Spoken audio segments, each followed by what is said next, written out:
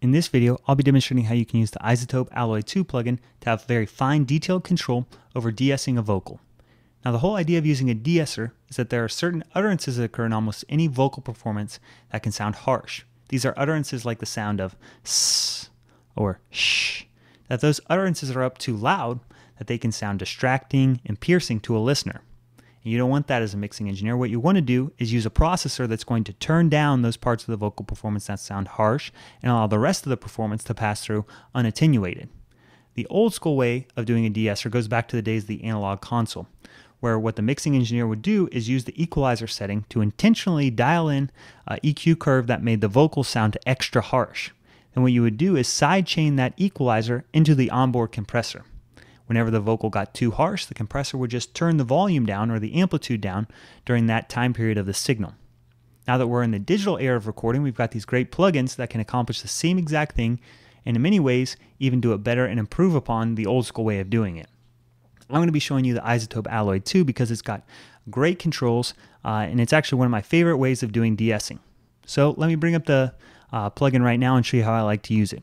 To start out with, I've got my vocal over here. It's a female vocal. I'm going to be focusing on different parts of the song and show you how I like to really control those utterances that can be harsh. So I've switched over to the de-esser module of the plugin. I've turned everything else off. First thing I like to do is watch the visualization up here.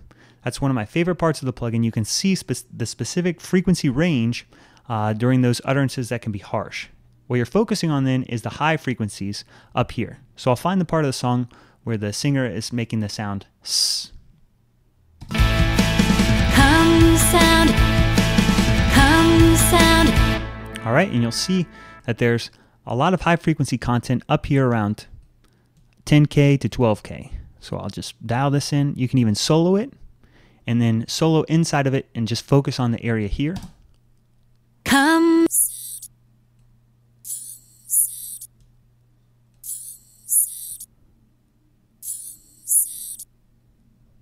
All right, this way I'm dialing in a very narrow settings for the filter so I can really focus on the frequency content where that sound is occurring.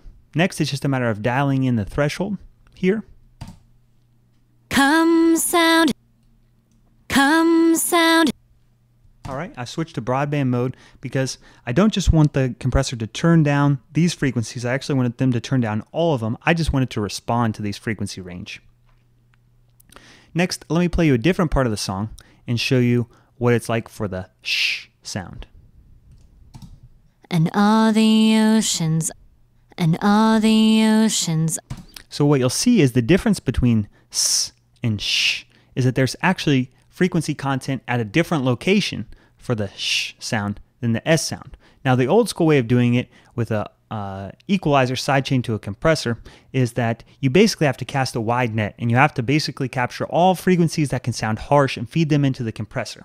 But what I like to do with plugins and having a lot of these fine detail controls is just bring up another version of the plugin and set it up specifically just for the sh sounds. So I'm having these plugins specialize and focus on these different kinds of utterances and do it that way rather than just having one plugin do all the heavy lifting. So it's like this. And all the oceans.